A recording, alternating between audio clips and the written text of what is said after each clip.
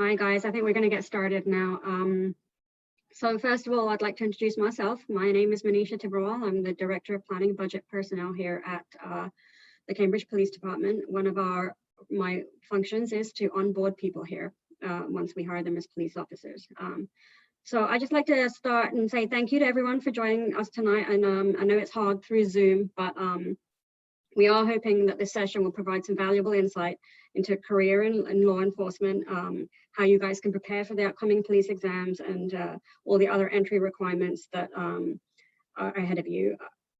This will also give you an opportunity to ask any questions that you might have and hopefully get as much information out of this as possible. Usually, obviously, in non-pandemic times, we'd have this meeting in person so we could interact a bit more, but we obviously can't do that, but we still wanted to have this session. It's important that you guys have as much information as ahead of time as possible. Just want to quickly go over a few house rules just to make sure that everyone has the opportunity to be heard during today's sessions. So I'll be doing a brief overview, then I'll be asking some panelists to do some presentations. So we just kindly ask that during these presentations, you hold your questions and post them in the group chat. We'll get to those questions once the panelists have finished with their presentations. Once that's done, we will have like an open Q&A session. You can raise your hand, we'll unmute you, and you can ask your question. We do ask that otherwise you remain muted at all times. The other thing to know is that we are recording this session, so if you need to leave early, don't worry. We'll post it to our website and you can watch it back and see anything that you've missed. With that, I think we'll get started if everyone's ready. So I just want to give you a quick overview of what the process is in terms of, the key deadlines, what you'll do at the police exam, what follows after the police exam, and that kind of thing. And then I will turn it over to Sheila Keedy-Rawson, who's the Director of Personnel here at City of Cambridge, for some opening remarks from her as well. So, as you know, the exam date is June 12th, 2021, the key date to mark in your calendars. Hopefully most of you already paid and signed up to take the exam. Remember that the late deadline is May 4th, and after that, they're not accepting any more applications. So the first key component of becoming a police officer is to take the exam. At the time of the exam, you've got to be 19 years old. You've got to have a high school diploma or a GED certificate. And there's other military service requirements or benefits that you can have, but I'll let the experts from HRD get into all that detail with you later.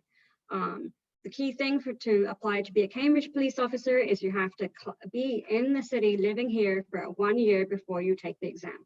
So that's 1 year before June 12th, 2021.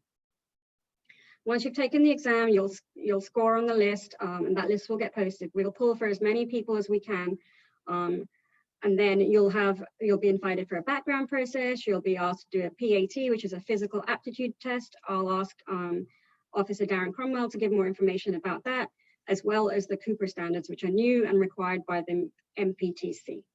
Officer Cromwell will also provide you a little bit of an update on what the academy looks like now, and how to prepare yourself to go through the academy.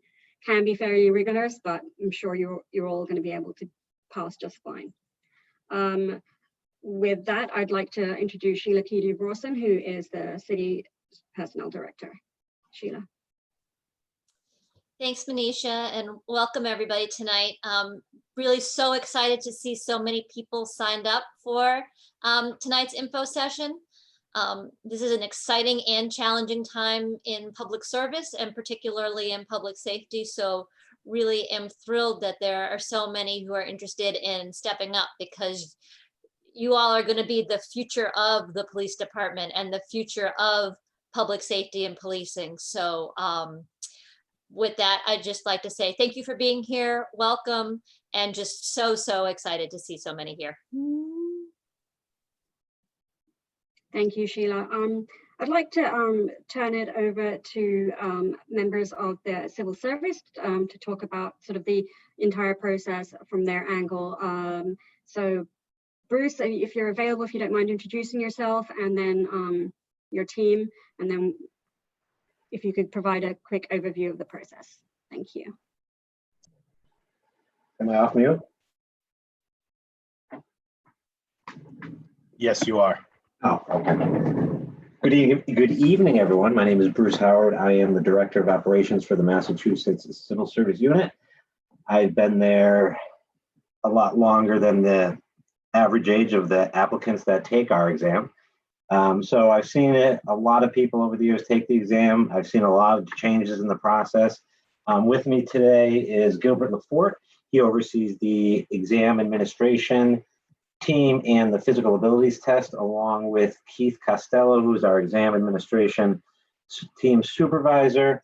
So really between the three of us, we should be able to share as much information as we have with you and also be able to provide or answer any questions that you may have.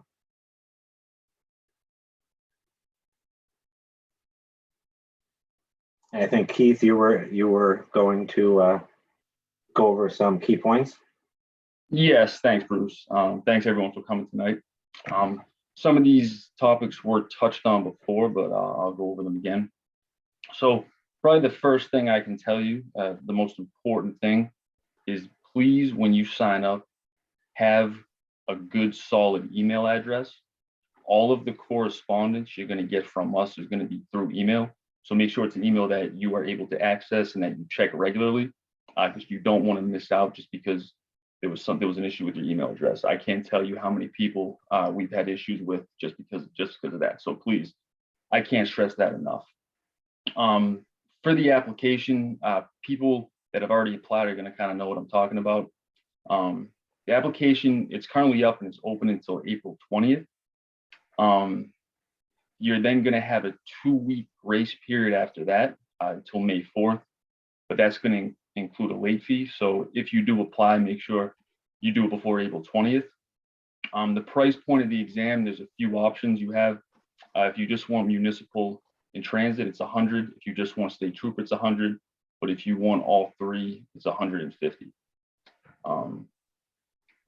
So as you go through the online application, it's pretty straightforward. There will be sections that will take you through piece by piece. Some of the main aspects, residency preference. This has been talked about a little bit already, but to get residency preference on an eligible list, you need to have resided in that municipality for the full 12 months prior to that exam date, which for this exam is going to be June 12th, 2020 to June 12th, 2021. So if you're planning on claiming Cambridge for this exam, you need to have lived there for that entire span of time. Other things that are relevant, veteran preference. If you qualify for that, you're going to be able to answer that and attach any corresponding documents and also employment experience. If you did in fact were employed as a police officer prior to this exam, you can potentially get points for that on your exam score. Preparation for the exam, there's an online study guide that's very beneficial. I'd recommend everybody take a look at it. Even if you don't go through it thoroughly, just take a look, try to get an idea of how the questions are set up. It's a very good information piece. 3 parts to the exam that you'll see in the guide. There's an ability test, there's a work styles questionnaire, and there's also a life experience survey. So that's a PDF you can upload right on your computer from our website. So what to expect on exam day. So please pay attention to your notice to appear. It's going to have a lot of important information. It's going to be sent to you, details that you need to look for, where the exam is, what time, all that good stuff. So this examination, if anyone's taken a police exam with us before, they were done old school, paper and pencil. You probably took it out of high school. This is going to be a little bit different. We're administering this exam online, which means you're going to be at a testing center on a computer. We're going to be obviously going by all COVID guidelines, spacing, all that stuff. So as you can imagine, we're not going to be able to test as many people as at a time as we normally are able to. So the exam date is June 12th, but the truth is that this exam is going to run on multiple days, probably all the way through the end of June. The only day we definitely are not going to be testing on is a Sunday. So keep your schedule open. You might get scheduled for a Tuesday or a Thursday. So just keep that in mind. Testing sites, that we have multiple sites around the state. We'll try to schedule you as close to where you live as possible, but we can only do so much. So be prepared to possibly travel a little bit. And the exam itself is 2.5 hours long. All right, so after you take the exam, you're going to wait for your score to be sent to you again, which will be online, which will be through email. Make sure you keep your information up to date within that time span. If anything changes, make sure you update your profile. If you, in fact, pass the exam, you'll then be placed on the eligible list. And if you get reached on the eligible list, you're then going to start the hiring process with the department. You'll be interviewed, background check, all that good stuff. And if you get far enough, you're going to reach the physical ability test, which we run at our site in Hudson. This includes 3 events: an obstacle course, separation event, and a dummy drag. And like the written exam, there's also a lot of information in detail on these events on our webpage. So definitely all these resources you want to use.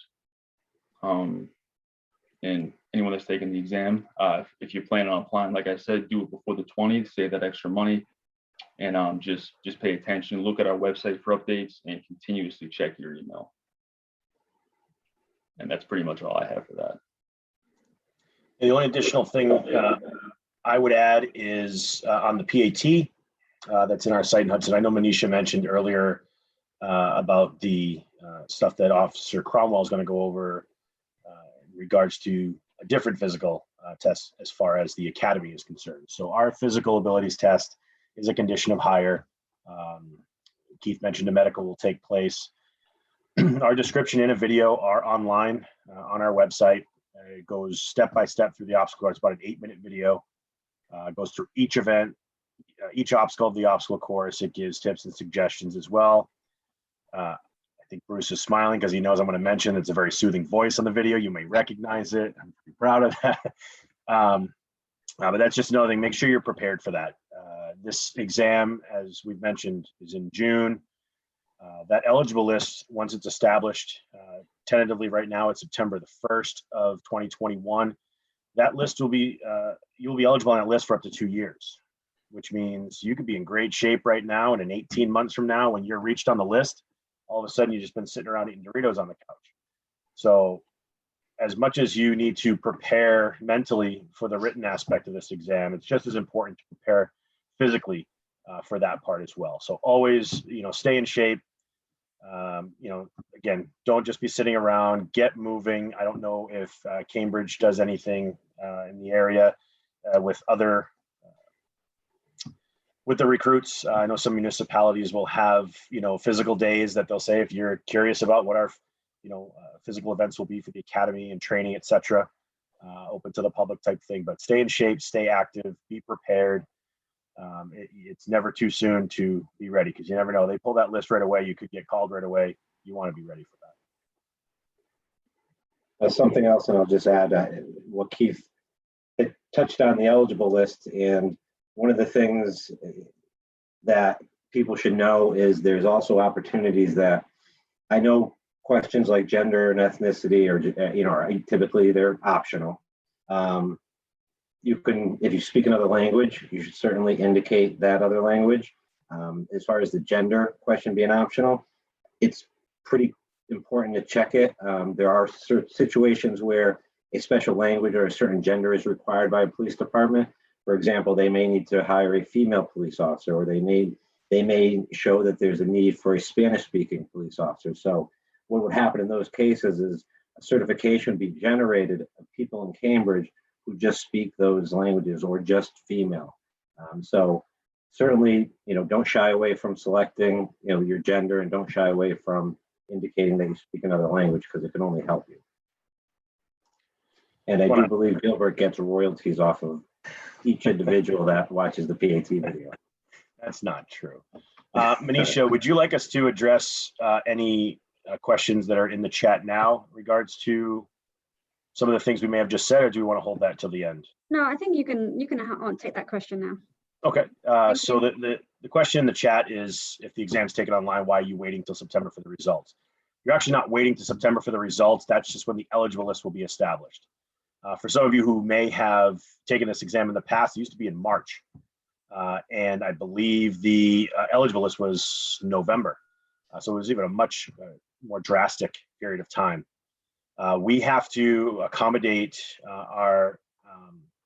those with disabilities or need special accommodations for the exams. We pushed our exam to June, obviously cut off 3 months. We do have one larger exam that we have for those who are military obligations or have hardship and can't make those dates. It'll be a work in progress because with it being online this year, we'll have a variety of dates that we can kind of fit to people's hardships. Your results will typically come out within 60 days. So by August, middle of August is when your results will be out. They have to be out with at least 17 days for an appeal period before that list can be established. So you should see your results by the end of July. So it'll be more of a 4-week turnaround for us. We do have to send them out to our vendor to be scored. So once all the people are done, as Keith mentioned, probably through the end of June, we'll send those scores, we'll send those exams to be scored. They'll send us the results back. We have to upload them in our system to generate all the notices as well. So it's a lot quicker turnaround than we have had in the past. It should take from closing of that exam about 4 weeks for us to get those scores out. And the September 1, it's important because that's the 2-year mark. Not going to bore folks with general laws, but the statute does require a list, period of eligibility to be no greater than 2 years. So again, you're paying all this money to take the exam. We put you on that list. We give you those full 2 years to, hopefully get selected by a community for consideration. So September 1 is just a 2-year mark. So when your name is placed on, you'll get your scores as Gilbert said, but then when your name is placed on the list, September 1, you'll be able to choose other locations other than just Cambridge. And then your name will appear on that list eligible in those communities you're interested in for 2 years. So until September of 2023. Thanks, Bruce and Co. I'd like to turn it over now to Officer Cromwell, if you can give us a bit of an overview of how to prepare for the PAT, Cooper, and the Academy. Okay, thank you, Manisha. Good evening, everyone. My name is Darren Cromwell. I'm the lead staff instructor for the Cambridge Northeastern Police Academy. I'd like to take this time just to welcome all your prospective candidates. Hopefully, if everything works out, you guys will be seeing a lot of me when we start our next academy, which hopefully will be in January. One of the things I think that, and I believe it was Mr. Lafort mentioned this earlier. I think it basically all starts with the proper mindset. Each of you are basically embarking on a process that's going to take a little bit of time. There's going to be a lot asked of you as far as your time, and you're going to need to be physically and mentally ready. So when I say proper mindset, basically what I'm just saying is that, listen, this is something that you guys obviously are interested in doing. You're interested in becoming a police officer. You're going to be getting ready to start the process of becoming a police officer. So it's going to entail a bunch of different things, but you guys got to have that mindset where if this is something that you really want, you need to be doing the things that's going to get you to the finish line. So you ultimately make it to the police academy. When you go through this process at the beginning, just to stress the importance of what it means to be physically fit. Obviously, we want all our police officers to be physically fit. That's the way you're going to be able to serve your community. Protect yourself, protect the community, protect the people that you work with.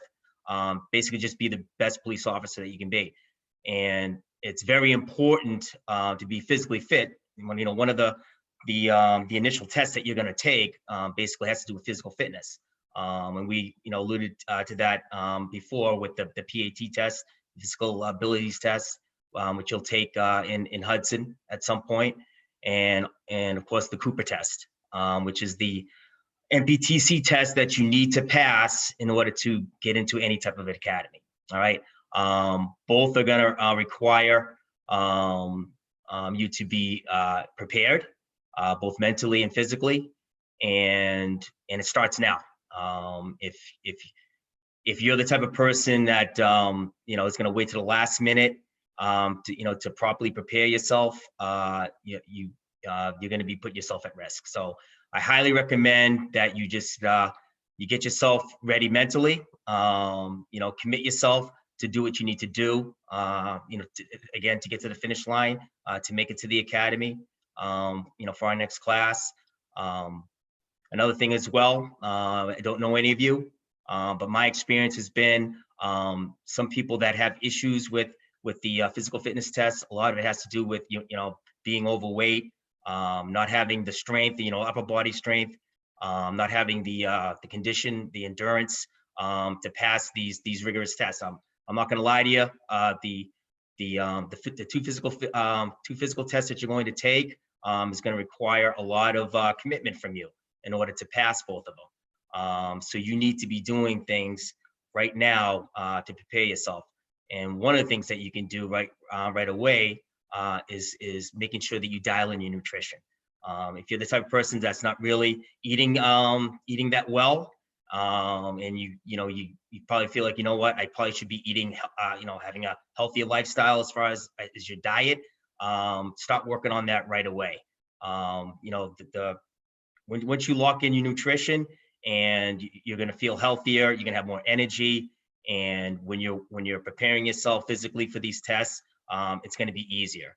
But if you have terrible eating habits and you know, you're eating processed foods and junk and soda and all that kind of stuff, you're just basically putting yourself behind the 8 ball, and you're just going to make the process of becoming a police officer a lot tougher. So get in the proper mindset.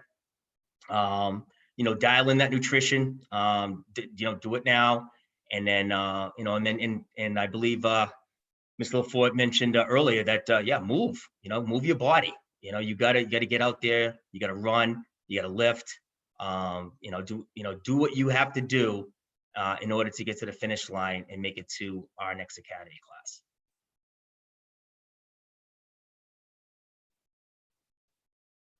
Thank you, Officer Cromwell. That's really important information that they should have way before they even take the exam. I'd like to turn it over to Superintendent Elo, please, who is the Superintendent of Support Services for the Cambridge Police Department. Good evening, everybody. As Manisha said, my name is Christine Elo. I'm a superintendent with the Cambridge Police Department, and I'm in charge of the Support Services Division. I grew up in the city of Cambridge, went through the Cambridge Public Schools, graduated from Cambridge Fringe and Latin. And I'm going to tell you, just briefly, give you a broad overview about the Cambridge Police Department, and also just talk a little bit about how we do business. I think in Cambridge, we do things, we're a very well compensated police department. And one of the mantras that I've heard in the past is Cambridge pay for the Cambridge way. And I'm going to tell you a little bit about the Cambridge way. The foundation, what we do and how we treat people, it's all about being legitimate. So what that means is we want to treat everybody that we encounter with respect and dignity. We want to make sure that the decisions that we make when we're out in the street and we're engaging are neutral, fact-based, and unbiased. We want to make sure that we give a person a voice during an interaction that we have with somebody. And we really want to make sure that we make decisions that help to build trust. So that's the foundation of everything in every police department, in all of our units. So the way the Cambridge Police Department is broken down, we have the operations section, which is the largest section in the police department, and that is everybody that you see in uniform. They ride bikes, they do uniform patrols, they could be walking, and they could be in cars. We also have the traffic section, and you'll see those officers on motorcycles. And they basically are in charge of the traffic in the police department or in the city, because traffic is a big issue in our dense city, as you all probably know. The support services section is the section that I oversee, and that's where we do a lot of the collaboration and community-based work. And we shifted as a department within the past decade. And really what our focus is not so much on arrests. It really is on identifying people that are in crisis and connecting those people to the services that they need. So we have a couple of specialty units. We have specialized services that work with youth.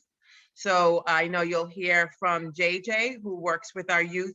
We have a fantastic group of officers that do outreach to young people. You'll see them in our high schools, you'll see them in our youth centers, and you'll also see them in our parks. They're coaches, they're mentors, they do really everything with our young people in the city, and they're really, really good at it and really, really passionate about it.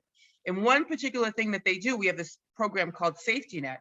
And when we identify young people in our city that are in crisis or struggling or on a path that isn't so positive, we work as a city collaboratively with other city agencies, we work with nonprofits, we work with community groups. And our whole focus is how do we help this young person to get them on a path that's going to be positive? And not only the young person, but also their families. So again, we're not about making arrests in the city. Arrests, when we come to when we respond to a scene, is one of the last things that we want to do. And it's only really if we have to make that arrest. If there are other alternatives, that's where we go.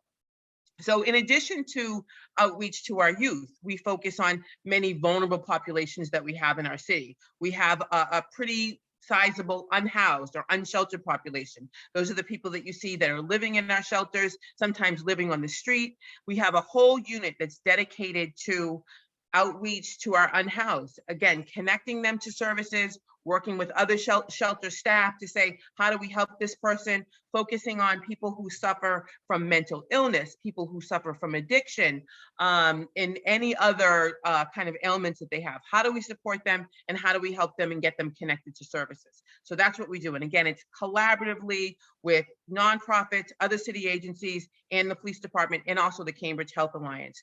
We have that specialized outreach also with people who suffer from chronic mental illness. We've seen our mental illness calls go way through the roof. And if you are fortunate enough to get on the Cambridge Police Department, we will give you all the training that you need to be able to, triage these specific calls. And you'll also have a lot of help. We have a clinical support unit, which is a new unit that we stood up that has a licensed psychologist, 2 licensed social workers, and 2 interns, and they help us through our case management. We also have our criminal investigations division. So there are times when we do make arrests and we are going to court. Not every case that we run into is a case that's appropriate for diversion or something that isn't going to go through the criminal justice system. So we do have a criminal investigations division, and they investigate some of our more serious crimes that involve domestic violence or really serious violence. And I think that about crime scene services is another scene that we have. I think that's like, I don't know, it's one of those TV shows where they go out and it's a non-sworn, they're professional staff that go out and process our crime scenes. So that about does it with kind of the overview of the Cambridge Police Department, and I'll hang around towards the end if people have questions. Thank you for your time and thank you for showing up tonight. Thank you, Superintendent Elo. That was an amazing overview of the City of Cambridge Police Department and what makes us so unique.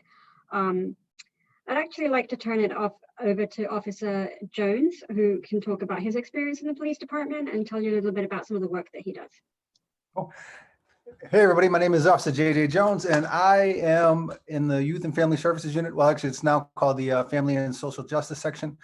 And my unit specifically deals with the schools and the youth centers. We have a team of officers that are in every school, all the middle schools, elementary schools, the high school, and we also connect and collaborate with all of the teen centers.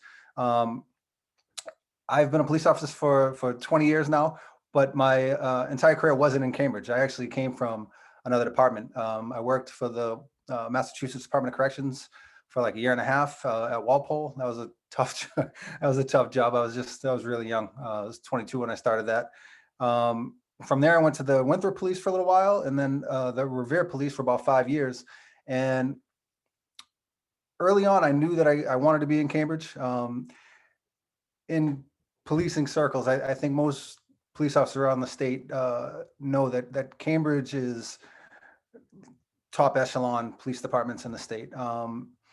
So what I did was I applied to become a lateral transfer, and luckily enough, I had kind of heard early on the requirements that Cambridge would be looking for. So I pretty much based the early part of my career around getting the qualifications necessary to become a Cambridge police officer. So when the time came and my application was processed, I I was blessed to be among those selected. And I've been in Cambridge now since 2008. And very early on, I knew that my niche was working with kids and families. That's my thing.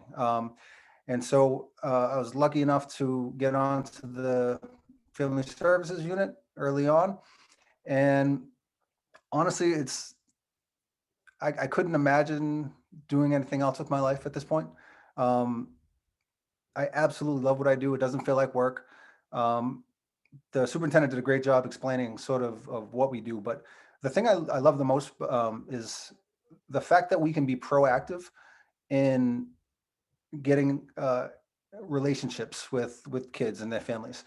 So much of policing that we will see on TV, or if you happen to be driving around and you see the blue lights and a police officer has someone pulled over, that's a lot of that is very reactive. We get a call, we go, we deal with the call, and then we move on to the next one. But with this particular unit, we are at the school every single day. Like I said, we're at the youth centers also. And we're not just there for the bad things, we're there for the good things as well. We go to all the graduations and the community events, and we're at the parades, and we do birthday drive-bys now since COVID started. We have officers, I myself, I don't know if you can see the sweatshirt, but we run a boxing program. We partner with the YMCA, and we've been doing that since 2011. And that's a free program. Right now it's on hold because of everything that's going on, but hopefully we'll start up again in September. But we've signed up maybe about 1,000 kids for free since we've begun that program. And it's something that I'm really proud of. We also have Officer Whitey, for a long time, ran a basketball program up north called Night Court, which was amazing. We have officers who are current CRLS football coaches. We've had hockey coaches and baseball coaches. It's just, it fills me. And coming from other departments and seeing how things were sort of run so much differently than in Cambridge, I really do feel blessed to be a part of the department. So if you've been on the fence about it, and you're not sure if this career is for you with everything going on, Cambridge is different. It truly, truly is. And I feel like if you took a shot and you took a chance and you take the test, I'm certain you won't regret it. Yeah, it's definitely the best thing I've ever done. So I'd love to answer any questions if you guys have them when we get to that point. And I'm always available if you want to send me an email or a phone call. I'd love to try to help you if I can. Thank you, Officer Jones. That's amazing. Thank you so much. I'd actually like to take this opportunity to introduce two of our newest recruits. You've got Officer Isaiah Mcleod and Officer Autumn Harrison. And Autumn was actually a cadet before she joined our official ranks as a police officer. Isaiah, would you like to take the lead? Yes. Hello, everybody. Good evening. My name is Isaiah Mcleod. I'm born and raised in Cambridge. I lived in all parts of Cambridge. The Port, I lived in Coast. I live in North Cambridge currently. Before policing, I went to Ringe. I went to Southern Connecticut State, got a full scholarship to play basketball there. I got my bachelor's degree in sociology with a concentration in criminal justice. And then I took the test my senior year in college, scored pretty well. I got onto the first wave. So basically right after college, it was time to start preparing for the test. So things that I've done to prepare for the test was I was running a lot. I was also in pretty good shape coming off of playing college basketball. So that was a benefit for me, but I used to do things like going to the gym at least 4 or 5 times a week. SI Cromwell, or Officer Cromwell, he ran Saturday fitness sessions at the Ahern Field, or we used to be in the Cambridge police department weight room. We would be in there working out. So things like that we used to be able to do to help physically fit. And then realistically, when the academy started for me, I passed all the fitness standards and all the background standards and all that. So for me, going into the police academy, the main thing for me was just making sacrifices. I have friends that I like to party with and like have fun with, you know, go do things with and hang out. I had to put all that on hold because there was a task at hand that I needed to be accomplished. So for me, it was, you know, had to limit the amount of times I'm socializing, spending a lot of time studying the laws and whatever course we're going through at the time, making sure even after the academy, I was going to the gym after getting, you know, just working out a little bit more just to make sure I'm ahead of everything physically, physically wise. So, and then I was able to graduate and pass the academy, which was one of my biggest accomplishments ever. And now I'm working with the Cambridge Police Department. I've been on for a couple months. And mainly it's been great for me, honestly. I met a lot of people. Everybody in the police department's nice. They're welcoming. They help us out, all the new officers. And I know it is a difficult time right now with COVID and with everything going on in policing. But like when Officer JJ said like, Cambridge is really different, because for me, a lot of the times, because I walk the squares a lot. Like I'm walking a lot in Harvard Square. I'm walking a lot in Central Square. And you'd be surprised. You get a lot of people that come up to you and they'll be like, thank you for your service. We love seeing you out here. And that makes me feel very comfortable being in the city that I grew up in and also being a police officer, you know, so that helps a lot. People are always happy to see the police, not always happy, but people are happy to see the police. And I mean, it's just fun. I like to do what I do. And mainly I took it because I just love helping people. I love working with people. I love talking to people. I don't mind walking around and just interacting with the nearest person and just doing things like that. So I mean, if you guys, I think this is a great career choice for you guys. I've had a lot of officers, even when I was in the academy, telling me this is a great investment, you know, it's just a great career. You're going to have a lot of fun. You get to meet a lot of new people, see a lot of new things, and just experience different things that a lot of people would never get to experience. And you have the opportunity. We are in a position right now where we have an opportunity to really impact and change people's lives in a positive way based on the way you interact and the way you just handle situations. And I've seen just that calls that I've been to where it's like, okay, somebody was like, had a negative impact on the police. And then based off of the experience they had with us, it's like, oh, wow, Cambridge police officers responded like this. They're different, you know, like, and it's great to see that, you know, it's like, people are like, we're kind of building that bridge over here. And it's like, I don't know, I just think that this is a great police department and you guys should definitely take the opportunity. And also another thing is education. Get your education. That's very big and very important. With the percentages for the base salaries, you guys make more money with your education. And also, why not get your education? You know, you get to learn more and it just brings more experience to your job, stuff like that. But that's my spiel on it. Thank you, Isaiah. We're also very glad to have you on board. Can I turn it over now to your colleague and cohort, Autumn Harrison? Hi guys, like you said, I'm Autumn Harrison. You just heard from my classmate Isaiah. We'll be on a year come June, so that's exciting. Raised in Cambridge, went through all the schools, graduated from Rindge, all that, live in the coast, still in the area, love Cambridge. Like Manisha said, I started off as a cadet, so I had a little bit of a different transition. If you guys fall within the age range, the cadet program is really great. It's a good buffer. You get to, you know, learn all the officers in the department early on. You get to see how the different units work. You get like kind of like an inside scoop before you're hired as an actual cop. So that was a great opportunity. Getting ready for the exam, I'm definitely a person that needs to study. I studied from the Barron's police officer exam book. Something else that was very beneficial was going to the exam prep that the department puts on. It's so helpful. They go through the questions with you to make sure you understand like why this is correct or why this is wrong. Like it's very helpful. You guys, if you guys aren't already registered, definitely do that. In terms of getting ready for the academy, I was in good shape too, but I definitely needed to start running because those miles, yeah, just start now. Also, I went to Officer Cromwell's weekly workout sessions. Those are also very helpful. Just if you're not in shape, to start getting you in shape. And you know, he has some non-typical workouts. So if you can get an inside look at what he's about to set you up for, you should do that. The workouts are good though. Also, just being in the academy, like Isaiah said, like you have to be focused. You have to be willing to set aside like your free time. If you want to go out, like you really need to be able to, set aside time, hit the books, tune everything else out and just be disciplined. And something also that helped me while I was in the academy was just talking to other officers and seeing like what their experiences were and what like advice they would give. And it was mainly just like 20 weeks of discipline for like a lifelong beneficial career that's just awesome.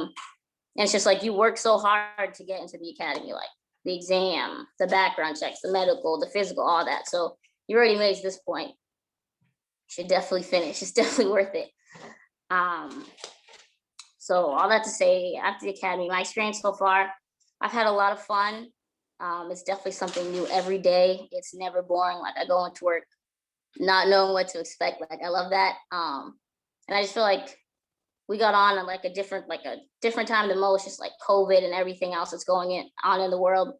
So it was a weird transition, but like my classmates said, like everyone is so helpful and just so willing to lend a hand, giving you advice, backing you up on calls, giving out their numbers. Like help is never far. Like it's just a phone call away or a text away. So that was also awesome.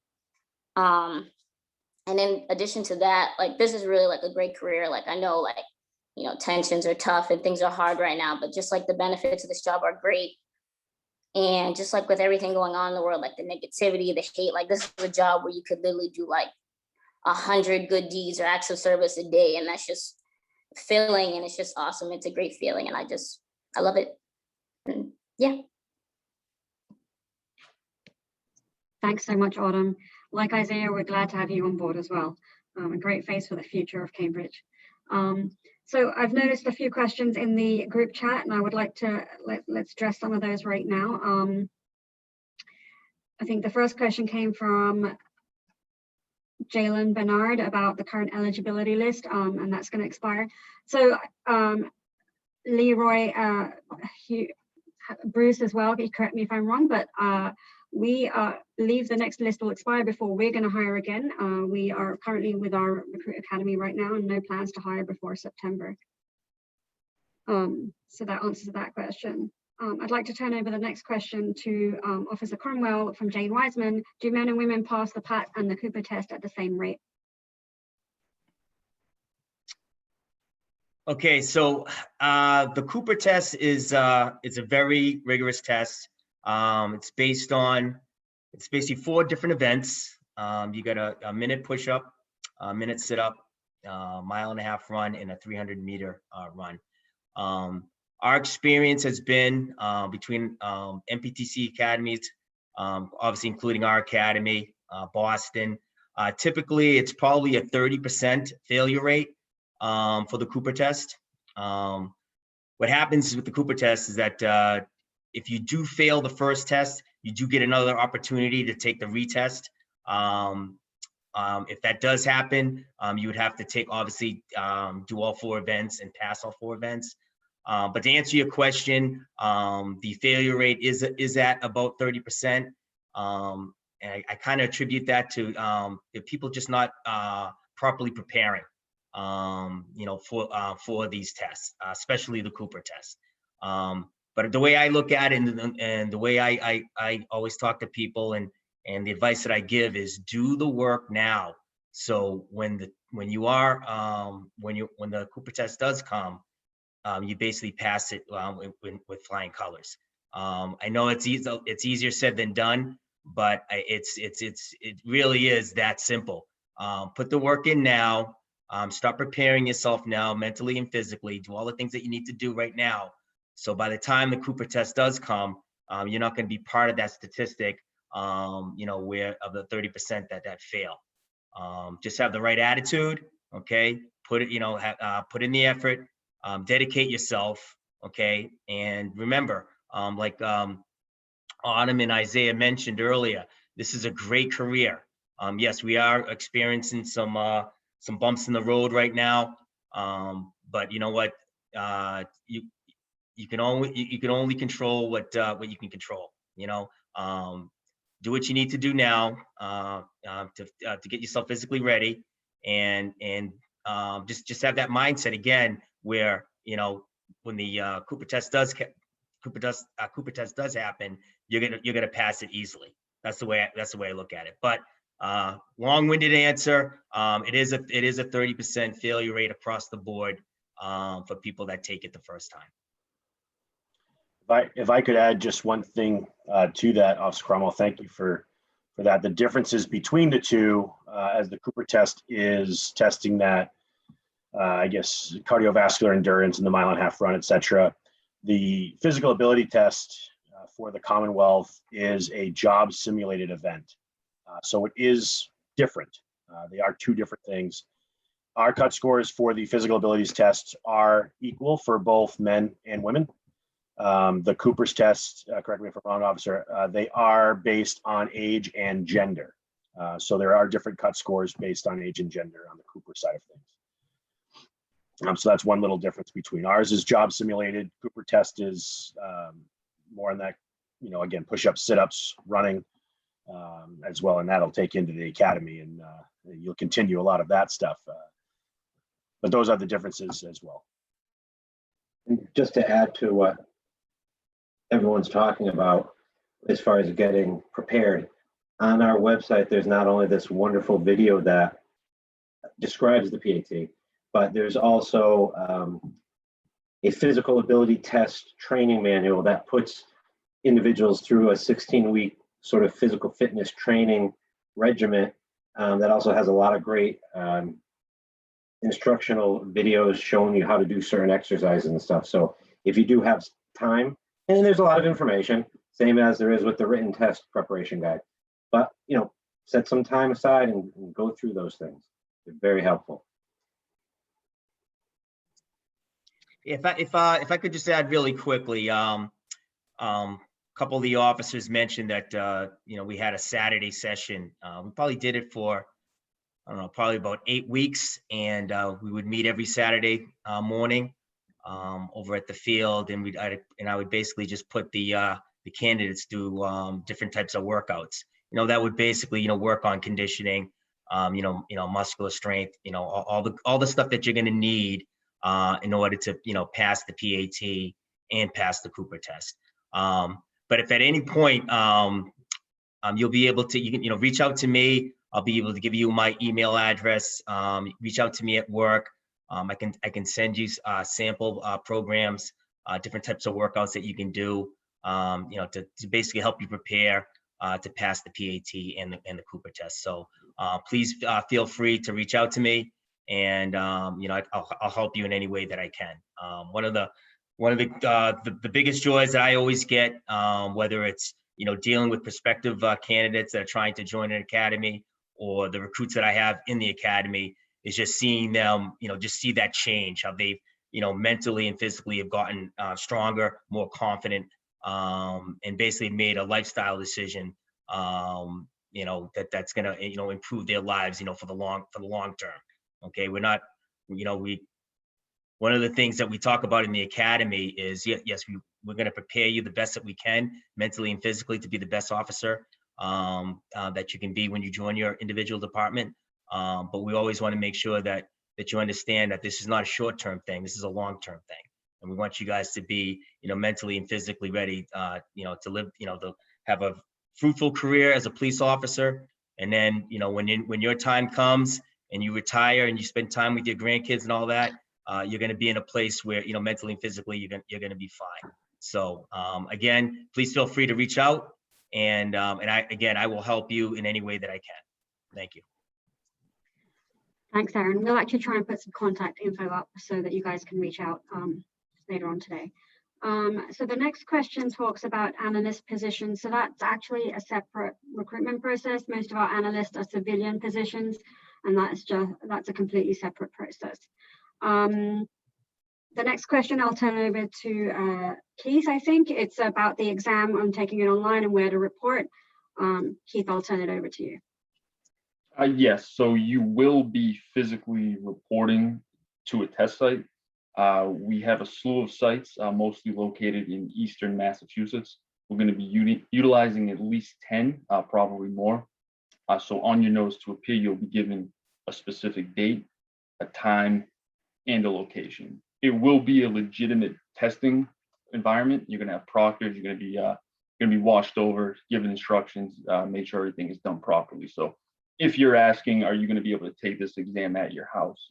Absolutely not. It's gonna be at a testing center. And Keith, when will they get the notice to appear? You will get it at least 2 weeks before your designated exam date. Thanks, Keith. Also, I want to remind everybody that we do have an exam prep seminar on Saturday. There's still time to join up, so click on the link that's in the group chat, or it's on our website as well, to sign up for that. The next question talks about educational incentives. So there we have 3 levels of education incentive. It's for masters, bachelors, and associates. 10% for associates, 20 for bachelors, and 25 for masters. We used to only do education incentive or the Quinn bill for people who had either a JD or a criminal justice background, but we've recently, and we're probably one of the fewer communities that have expanded our education incentive program to expand the number of subjects that are included. So business degrees are included, anything that might be related to your job as a police officer, knowing that now the roles and responsibilities of a police officer have expanded in the recent years. The next question talks about vacancies there are in Cambridge. So every year, the number of vacancies that we pull for, it just depends on the retirements, the vacancies that we have in the department, and then how many we're able to fill each year as we go through the process. So it could fluctuate. Typically, you know, I would say between 10 and 20, but it just all depends on what we've got for retirements and that kind of thing. The next question talks about whether we select by age. Before we do not. We follow all civil service guidelines about how we pull off the list. So I don't know if Keith or Bruce, you want to talk about how the civil service listing goes? I can talk a little bit about it, Keith. So the way in which it works, so the order of persons on an eligible list, which basically becomes the certification when the city or town is ready to hire, they'll put in a requisition for, let's just say 10 Cambridge police officer vacancies. We issue the names in the order that they appear in the eligible list, and they will appear first with disabled veterans at the top with residency in Cambridge, veterans with residency, again, within think of them as tiers. So within these tiers, you're ranked by your score. So you have your disabled veteran residents, your veteran residents, then your Cambridge residents, and then after, and very rarely in a Cambridge or a Boston, your larger cities, did they get out of the residents? But there has been times when a city or town will. And so after that, it then ranks all non-residents by that same sort of tier system, with disabled veterans by score, veterans by score, and the non-residents, non-veterans sort of bringing up the back end of the list. So when Cambridge is hiring and put in the rec, we issue a certain number of names based on the number of vacancies for Cambridge to go by, and then they will go down that certification, it's called at that point, and either select hire, or find reasons to not select or bypass a candidate. If you're not selected, hopefully that's not the case, Cambridge is required to notify you of the reasons why you're not selected or bypassed, and you will have a right to appeal that within 60 days.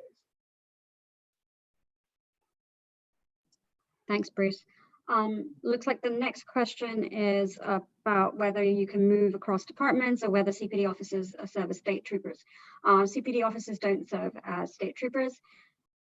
Job movement within the department is fairly fluid. You can apply to the different sort of specialized units as those positions become available.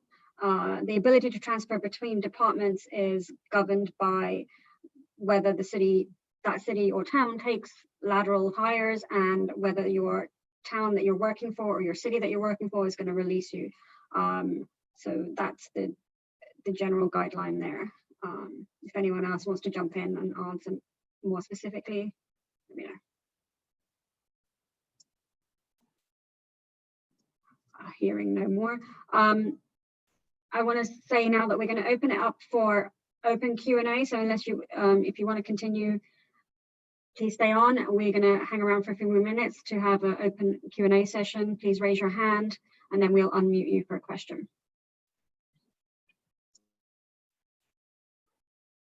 Or if you feel more comfortable, you can submit through chat too.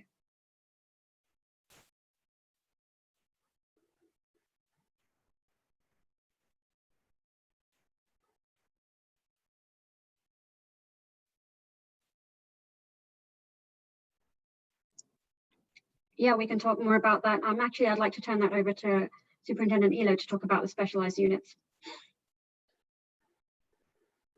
But, having trouble unmuting. So yeah, sure. So let's first, I think I forgot to name the unit.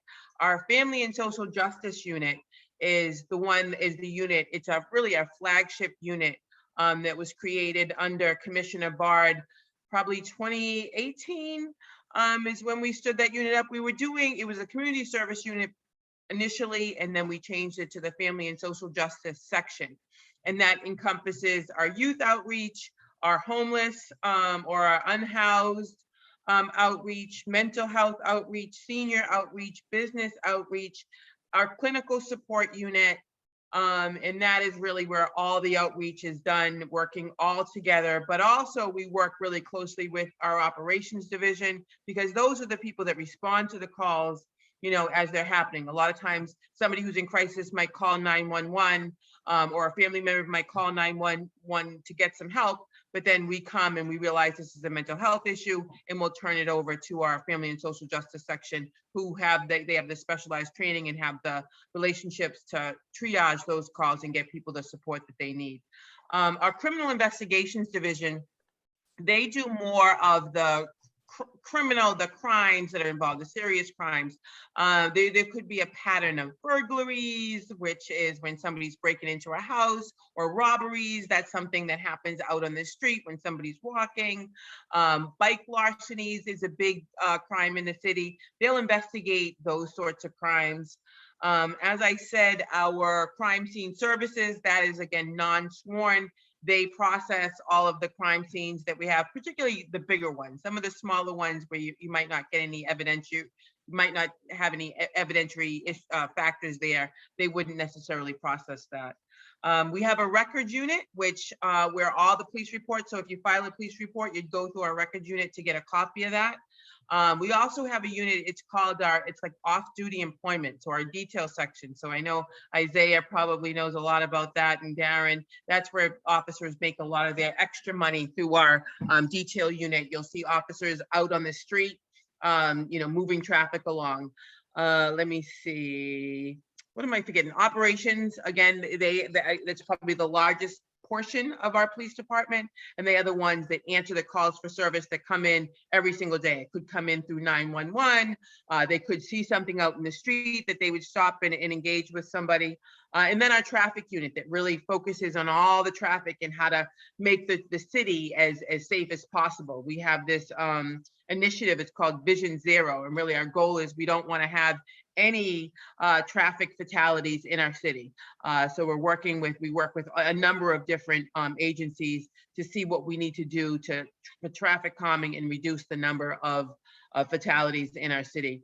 I think the unit that I'm most proud is the one that JJ is a part of, that does all the work with our young people and the relationships that we built, which is why I think there's so many people on this call that have interactions and have had interactions with our young people. You know, growing up, I'm sure there's some of you that never had a positive interaction. I know when I grew up, you know, we didn't have, you know, the outreach officers in our schools, and I didn't know any police officers. And I bet there's many people on this call today that, you know, grew up and saw, you know, a youth outreach officer in our school, and maybe through those relationships, we're able to, you know, think about policing as a potential career. At least that's what I hope why some of you are on this call today.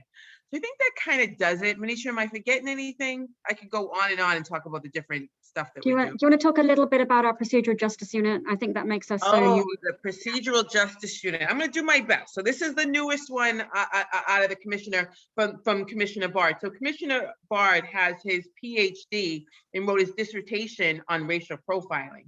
So what the procedural justice unit is going to do is really look at the interactions that our officers have on the street, and just trying to look for disparities, trying to look for patterns, that might be troubling. You know, we could have officers that, let's just say, they're always pulling over, you know, fill in the blank, you know, Asian men, and they're writing tickets, right? Or they're always pulling over women and writing women. So we'll look at an officer's pattern of work and try to see if there's any disparities with that work. And the first thing that we do is we bring it to an officer's attention to say, geez, I noticed you're pulling over this group of people and this is the action that you're taking. So we're looking for whatever disparities exist, any sort of patterns, and first of all, we're going to publish that data. We want our community to know that we're being transparent with how we're doing things. We want to make sure that we're, you know, looking for things that could be troubling, that could show troubling patterns for an officer. One thing that we dealt with, and it was years ago, is officers that were having a difficult time de-escalating situations. So what would happen is those officers would disproportionately resort to, you know, disorderly conduct arrest or ABPO arrest. That is a red flag for us that says, geez, is this officer having a difficult time defusing, de-escalating situations? What do we need to do? So we look for certain patterns that could be troubling, that could show a pattern of something that maybe the officer needs some extra training. Then they go back to Officer Cromwell here and get another little rehab of the academy, maybe some communications training or whatever it is that they need, report writing training. So we do, that is really the purpose of the procedural justice unit, to be more transparent with our community about the actual interactions that we're having on the street. Hope I did that justice. So one of the things I want to add to that is one of the Commissioner's key missions and goals is to improve trust and community relations within both internally but also externally, because that builds on our legitimacy with the community and builds better relationships for the future. So one of the things about procedural justice is you're looking internally to see what you're doing, your actions on a day-to-day basis are procedurally just and fair, and making sure that the public understand that, because that's the only way we can build trust within our community. Looking for the next question, it looks like the next question, if I have this right, is about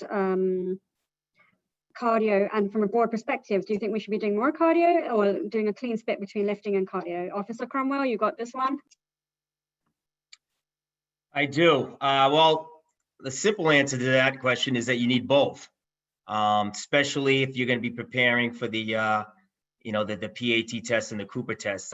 Both are important. I think that what happens is that, if there's, depending on what your background is and what you've done for types of workouts, some people favor cardio more than lifting and vice versa. But I can't stress enough that to be properly prepared for both the PAT and the Cooper test, you're going to need to work on both. Now, we can get into detail. I can always, at some other point, as far as the type of cardio that you should be doing and the type of weightlifting that you should be doing. Doing things like metabolic conditioning is probably going to be is probably one of my favorite type of workout philosophies. Where you kind of get the best of both worlds, where you effectively combine the two. So, but to answer your question, cardio is not more important than lifting.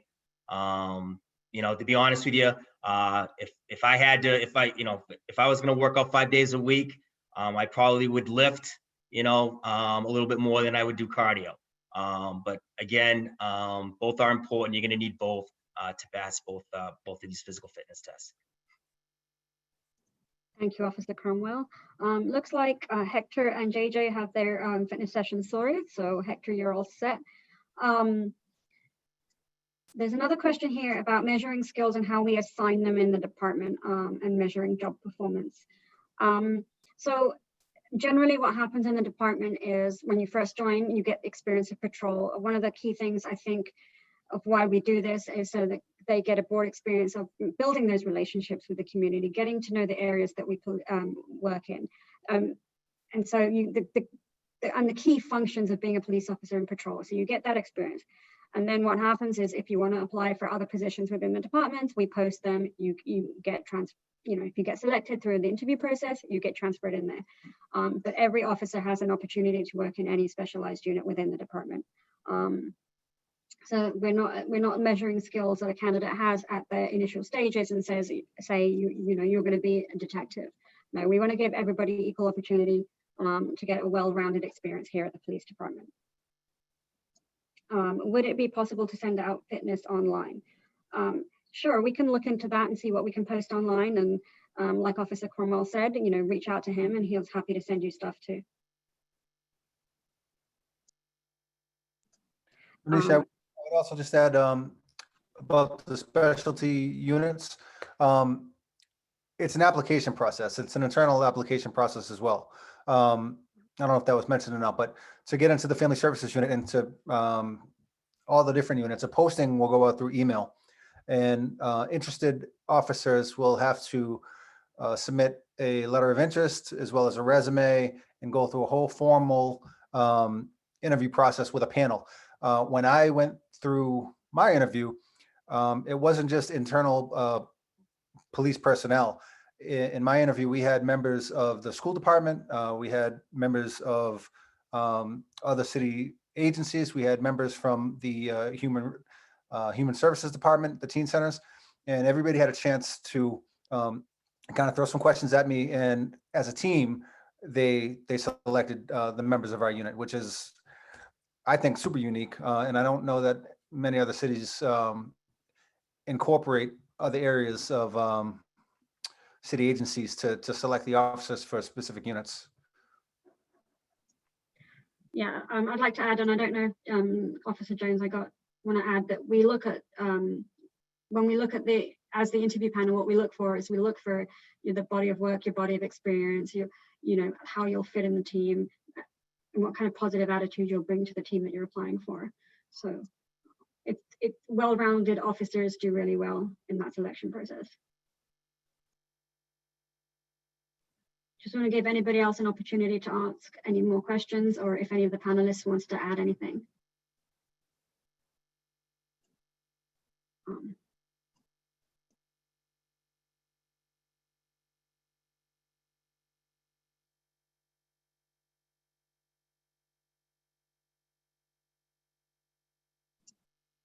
So as Jeremy just put in the chat there, if anyone has any questions after this, feel free to reach out to personnel, and the email is listed there. We'll funnel your questions to the appropriate people and get back to you. And then if you have any questions for civil service, Gail has kindly put the email address there as well, so you can reach out to them about the civil service process. Like I mentioned in the beginning, this whole session's been recorded, so what we'll do is we'll post it up there if you guys want to refer back to anything, or watch it over again, or forward it to friends. Please do. The more people that join, the better. Want to remind everyone that we're hosting a information session, prep session, on Saturday, which is free for everybody to join. So please join up. The more preparation you have, the better hopefully you'll do in the exam. So please sign up. It's not too late. And I'd like to take this opportunity to thank everybody for attending, and a special thanks to everybody on the panel tonight. Look forward to seeing many faces and names on the list when we pull for it in September. Thank you so much, everybody. Good luck, everybody. Good luck. luck. Thank you. Thank you so much. Thank you for all coming. Thank you.